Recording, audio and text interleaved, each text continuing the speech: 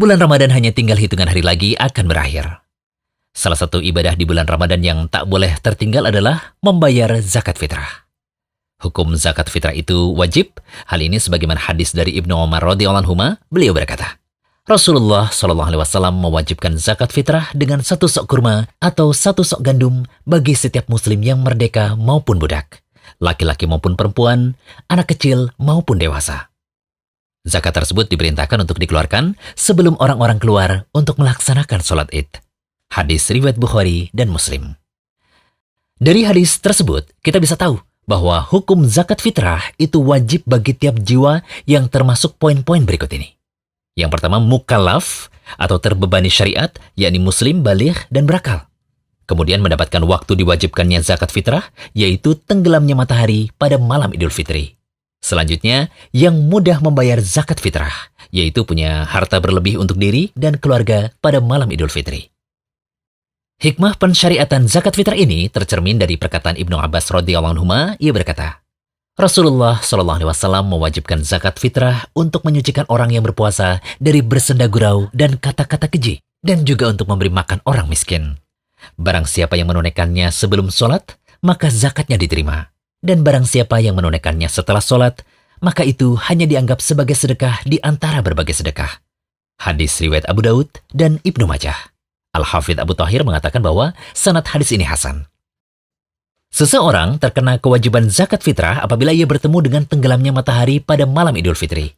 Hal ini berdasarkan hadis dari Ibnu Umar radhiyallahu anhu. Ia berkata, Rasulullah SAW mewajibkan zakat untuk berbuka dari Ramadan atau zakat fitri. Hadis riwayat Muslim. Dari sini kita bisa tahu bahwa seorang muslim yang masih hidup sampai matahari tenggelam pada malam Idul Fitri, maka wajib dikenakan zakat fitrah. Namun, jika ia meninggal dunia sebelum matahari tenggelam, tidak dikenakan kewajiban zakat fitrah. Pun, siapa saja yang lahir di bulan Ramadan sebelum tenggelamnya matahari dari hari terakhir Ramadan, dan ia terus hidup hingga matahari tenggelam, maka wajib dikenakan zakat fitrah. Akan tetapi, jika lahir setelah tenggelamnya matahari pada malam Idul Fitri, tidak ada kewajiban zakat fitrah untuknya. Hal ini juga berlaku untuk orang yang masuk Islam sebelum atau sesudah tenggelamnya matahari tadi. Begitu pula hal ini berlaku jika ada yang menikah di bulan Ramadan. Sampai tenggelamnya matahari dari akhir Ramadan, ia masih beristri, maka ia menanggung zakat fitrah istrinya. Namun, jika menikahnya setelah tenggelam matahari, tidak wajib baginya menanggung zakat fitrah istrinya. Nah, apabila telah terpenuhi syarat-syarat tadi, maka wajib bagi seorang mukallaf, yakni muslim baligh berakal, untuk menunaikan zakat fitrah bagi dirinya masing-masing. Ia juga wajib menunaikan zakat fitrah untuk orang yang ditanggung nafkahnya karena sebab pernikahan, hubungan kerabat, menjadi pembantu atau pelayan di rumah. Kesimpulannya, seseorang menanggung zakat fitrah yang pertama untuk istrinya, kedua orang tuanya, dan anak-anak yang wajib ia nafkahi meskipun mereka telah dewasa. Seperti anak yang kena penyakit kronis atau gila yang tidak punya kemampuan mencari nafkah. Kemudian pembantunya dan pembantu istrinya jika ia membutuhkan atau yang melayani kebutuhannya secara umum. Ada beberapa catatan yang mesti diperhatikan dalam pembahasan orang yang menanggung zakat fitrah orang lain ini.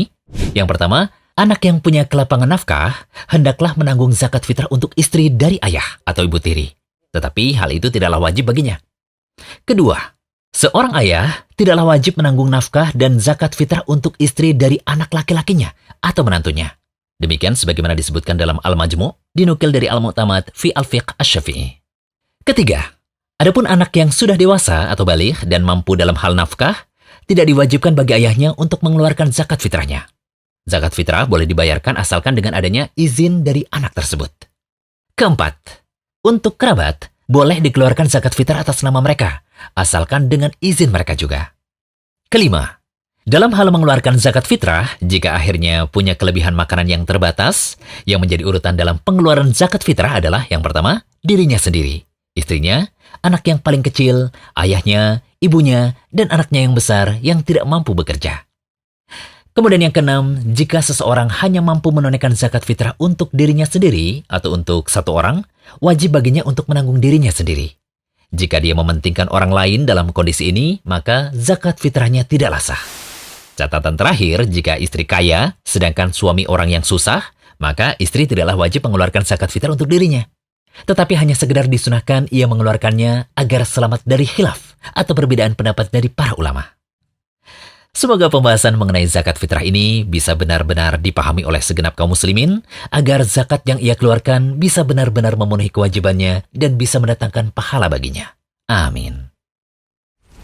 Jangan lupa kunjungi rumaisa.com, update setiap hari, insya Allah.